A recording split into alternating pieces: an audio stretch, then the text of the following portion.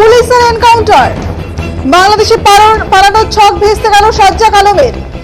উত্তর দিনাজপুরের গোয়ালপুকুরে পুলিশকে গুলি করে উধাও সাজ্জাককে গোয়ালপুকুরের কিচকতলা এলাকায় গুলি করে পুলিশ।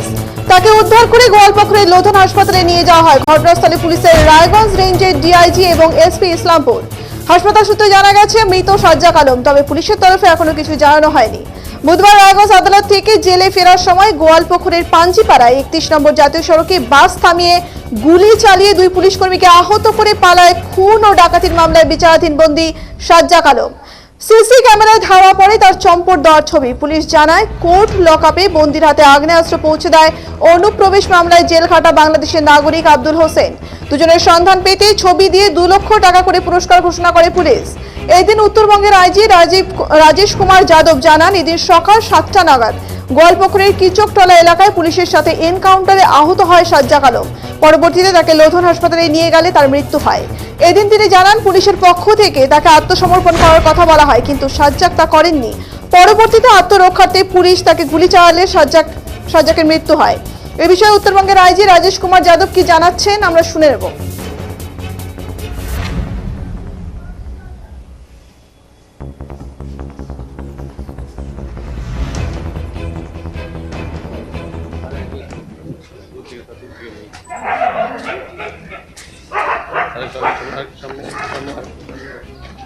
सर क्या बोलेंगे ये घटना में?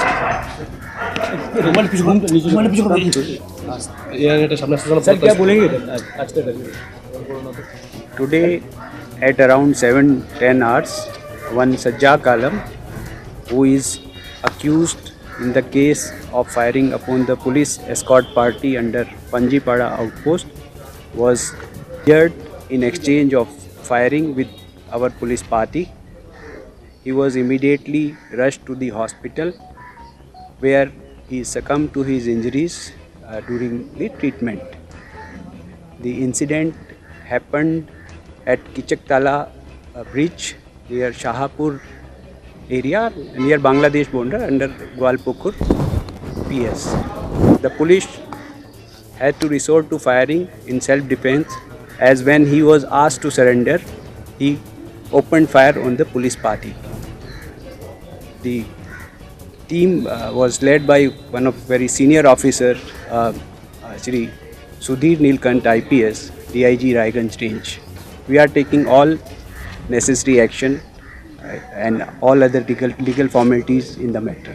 Thank you. You will be briefed in detail by the police directorate shortly on this issue. Thank you.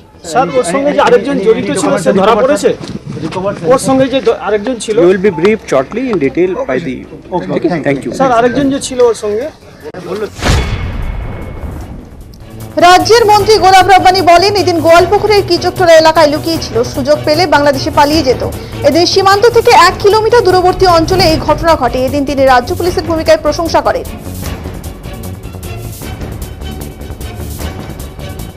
আপনারা বলেছিলেন যে সিনেমার মতো ফিল্মের মতো আসামি পালিয়ে গেল, আর আজকে মারা গেছে। হয় সিনেমাতে যে প্রথম যখন সিনেমাটা স্টার্ট হয় তখন গুন্ডার একটু ডমিনেন্সি বেশি হয়, আর হিরোইকের কাজ আমাদের পুলিশ করেছে। আজকে হিরোর এমার্জেন্সি হয়েছে, যার জন্য আজকে মারা গেছে। আর গুন্ডা এলিমেন্টস আমাদের এলাকাতে থাকবেই না। কিন্তু আমি আশ্চর্য, 2 দিন আগে আমি বলেছিলাম যে ক্রাইম করে ফট করে বিহারে ঢুকে যায়। ঠিক বিহারে ঢুকে গেছিল। বিহার থেকে ওরা পালায় কোথায়? আপনার নেপাল বর্ডার, আর না হলে বাংলাদেশ বর্ডার। নেপাল বর্ডার যেতে পারেনি, বাংলাদেশ বর্ডার যাওয়ার চেষ্টা করেছিল। ওখানে আমাদের পুলিশ বিএসএফ এর প্যারেলাল কাজ করেছে। 1 কিলোমিটার দূরত্বতে যে স্পটটা আছে কিচকতলা ব্রিজ, একটা ব্রিজ আছে, যে ব্রিজটা আমাদের মুখ্যমন্ত্রীর অনুপ্রেরণা আমরা ব্রিজটা করেছিলাম। আমাদের মানুষ মমতা ব্যানার্জির অনুপ্রেরণায় উনি করেছিলেন। উনি যখন এনবিডির এমআইসি ছিলেন, উনি তো সিএম, উনি করেছিলেন। ওই ব্রিজের তলায় ওরা লুকিয়েছিল। যখন সুযোগ পাত ওরা বাংলাদেশ ঢুকে যেত। বাংলাদেশ ঢোকার সুবিধা কে করে দিত? আমাদের বিএসএফ ওই লোকটাকে আবালকে কি করে পুশব্যাক করার পর বিএসএফ কি করে ইন্ডিয়াতে পাঠালো? একটা ষড়যন্ত্র চলছে। আমি বারবার বলছি, আমাদের গভর্নমেন্টকে হ্যাকেল করার জন্য, গভর্নমেন্টকে ডিফেম করার জন্য, পুলিশকে ডিফেম করার জন্য, মুখ্যমন্ত্রীকে ডিফেম করার জন্য। উনিও ঢুকে আছে। বা কোনো জায়গায় আছে লুকিয়ে বাংলাদেশ যাওয়ার এটা প্ল্যানিং করছে। কিন্তু বাংলাদেশ আমরা বর্ডারটাতে বিএসএফ এর উপর বেশি নির্ভর না হয়, আমরা আমাদের পুলিশের উপর নির্ভর হয়। ওটা পুলিশ গোয়ালপুকুর, চাকুলিয়া, কোরআনদিঘি, ইসলামপুর সব জায়গায় তৈনাত আছে। বিজেপি নেতা সুরজিৎ সেন এদিন পুলিশের ভূমিকা নিয়ে প্রশংসা করেন, সঙ্গে প্রশ্নও তোলেন অন্যান্য কেসে পুলিশ এতটা সক্রিয়তা কেন দেখায় না।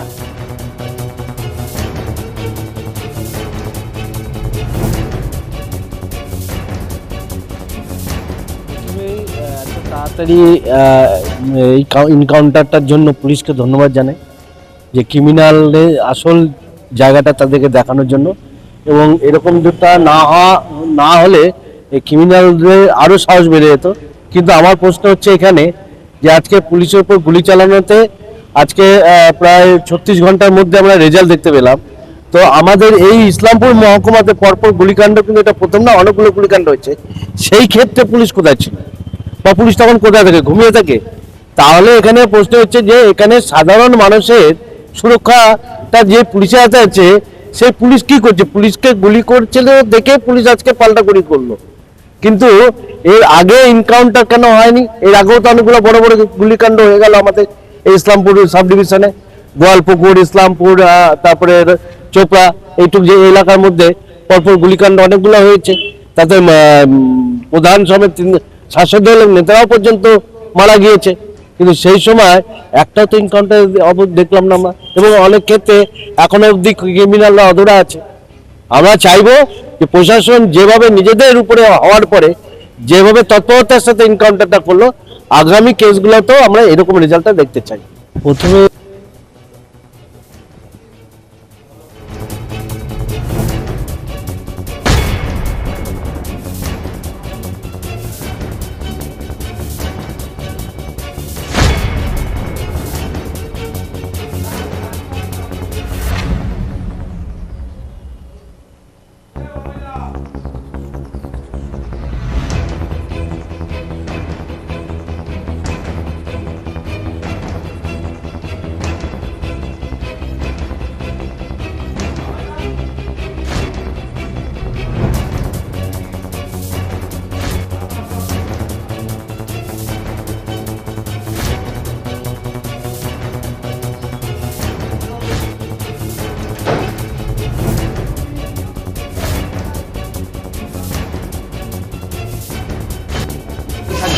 জানা গেল কিছু?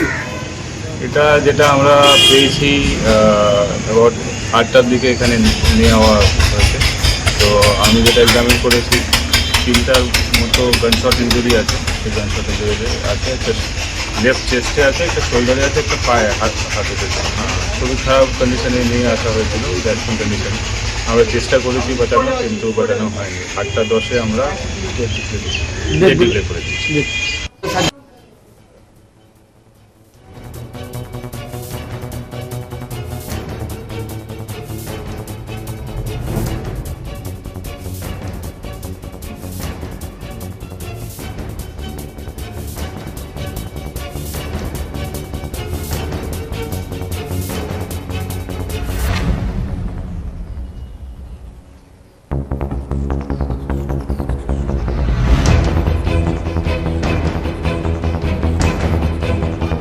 ঘটনা, পুলিশকে গুলি চালানোর যে ঘটনা, পালিয়ে গিয়েছিল আসামি, শোরগোল পড়ে গিয়েছিল রাজ্যে, তার কিন্তু আজকে প্রতিফলন লক্ষ্য করা গেল। মাত্র 48 ঘন্টার মধ্যেই এনকাউন্টার করা হলো রাজ্জাক আলম, যে 2জন পুলিশ কর্মীকে গুলি করে পালিয়ে গিয়েছিল। সেই পলাতক আসামি আছে কিন্তু খেলা শেষ, একেবারে 48 ঘন্টার মধ্যে খেলা শেষ। কলকাতা থেকে ছুটে এসেছিল ডিজি রাজীব কুমার, পরিষ্কার সংবাদ মাধ্যমের মুখোমুখি হয়ে তিনি কিন্তু জানিয়ে দিয়েছিলেন কোনোভাবেই ছেড়ে কথা বলা হবে না। তারই কিন্তু প্রতিফলন আমরা দেখতে পারলাম আজকে বাংলাদেশ বর্ডার সংলগ্ন এলাকায়। অর্থাৎ হয়তো রাজ্জাক বাংলাদেশ বর্ডারে কেন তার মৃতদেহ পাওয়া গেল, সে কিন্তু চেষ্টা করেছিল যে কাঁটাতারের বেড়া উল্লঙ্ঘন করে পালিয়ে যাওয়ার। কারণ তার বন্ধু সেই আবাল কিন্তু তার সাথে জেলবন্দি ছিল। জেলবন্দি অবস্থায় তারা দুজনে ফোন দিয়ে এঁটেছিল, তারই কিন্তু প্রতিফলন লক্ষ্য করা গেছিল। কারণ যা সূত্র মারফত খবর, সেই আবালের কাছ থেকে কিন্তু সেই আগ্নেয়াস্ত্র কিন্তু মিলেছিল রাজ্জাকের হাতে। তারপরেই কিন্তু দুজন পুলিশ কর্মীকে গুলিবিদ্ধ করে সেই রাজ্জাক কিন্তু পালিয়ে যায়। তার সিসিটিভি ফুটেজ আমরা আপনাদের দেখানোর চেষ্টা করেছিলাম।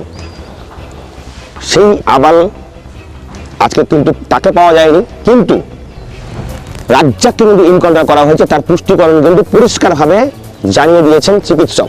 কি বলছেন চিকিৎসক অবশ্যই শুনবো।